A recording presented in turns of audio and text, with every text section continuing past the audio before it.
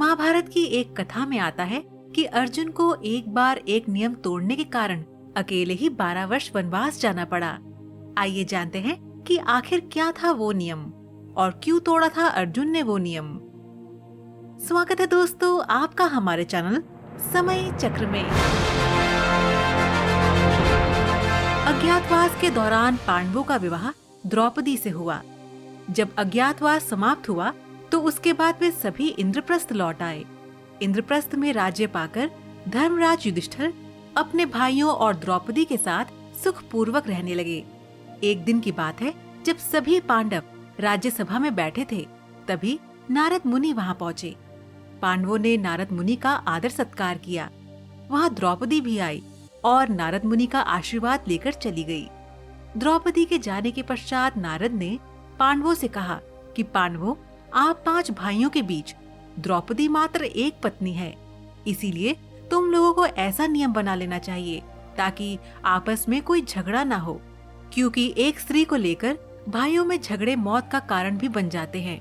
ऐसा कहकर नारद मुनि ने उन्हें एक कथा सुनाई। प्राचीन समय की बात है। सुंद और उपसुंद 2 असुर भाई थे।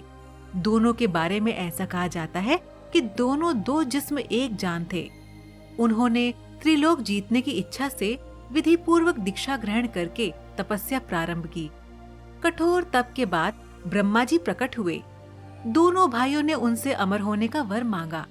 तब ब्रह्मा जी ने कहा कि ये अधिकार तो सिर्फ देवताओं को है, तुम कुछ और मांग लो। तब दोनों ने कहा कि हम दोनों को ऐसा वर दीजिए कि हम सिर्फ एक दूसरे के द्वारा ही मारे जाएं। ब्रह्मा जी ने दोनों को वरदान दे दिया। दोनों भाइयों ने वरदान पाने के बाद तीनों लोकों में कोहराम मचा दिया। सभी देवता परेशान होकर ब्रह्मा जी की शरण में आए।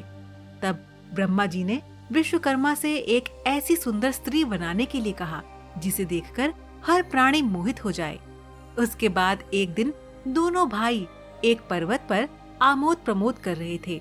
तभी वहां तिलोत्मा, जो कि विश्वकर्मा की सुंदर रचना थी, कनेर के फूल तोड़ने लगी। दोनों भाई उस पर मोहित हो गए। दोनों में उसके कारण युद्ध हुआ। सुंद और उपसुंद दोनों ही मारे गए। तब नारद बोले, इसीलिए मैं आप लोगों से ये बात कह रहा हूँ। तब पांडवों ने उनकी प्रेरणा से ये प्रतिज्ञा की कि एक नियमित समय तक हर भाई द्रौपदी के पास रहेगा। एकांत में यदि कोई एक भाई दूसरे भाई को देख लेगा तो उसे 12 वर्ष के लिए वनवास होगा। तत्पश्चात पांडव द्रौपदी के पास नियम अनुसार रहते। एक दिन की बात है, लुटेरों ने किसी ब्राह्मण की गाय लूट ली और उन्हें लेकर भागने लगे। ब्राह्मण पांडवों के पास आया और अपनी सारी बात बताई। ब्राह्मण ने कहा, पांडव, तुम्हारे राज्य में मेरी गाय छीन ली गई है। अगर तुम अपनी प्रजा की रक्षा का प्रबंध नहीं कर सकते हो तो तुम निसंदेह पापी हो।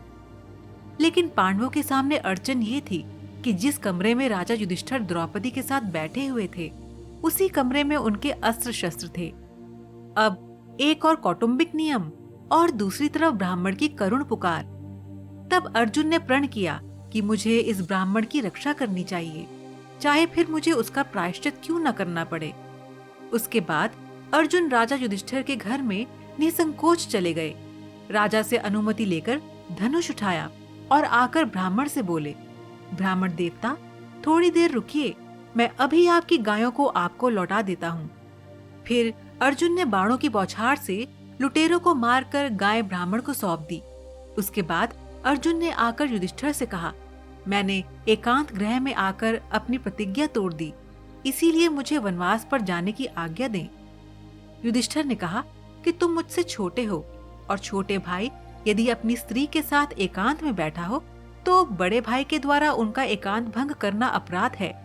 लेकिन जब छोटा भाई यदि बड़े भाई का एकांत भंग करे तो वह क्षमा का पात्र है। इस पर अर्जुन ने कहा कि आप ही कहते हैं धर्म पालन में बहानेबाजी नहीं करनी चाहिए। और उसके बाद अर्जुन ने वनवास की दीक्षा ली और वनवास को चल पड़े। तो दर्शकों, आज का सवाल आपके लिए ये है कि क्या आप बता सकते हैं कि अर्जुन ने अपने जीवन काल में कितनी बार विवाह किया था? आप इसका जवाब हमें नीचे कमेंट बॉक्स में दीजिए। हमें आपके जवाब का इंतजार रहेगा। और जाने से पहले आज की इस वीडियो को लाइक और शेयर करना ना भूलें। धन्यवाद।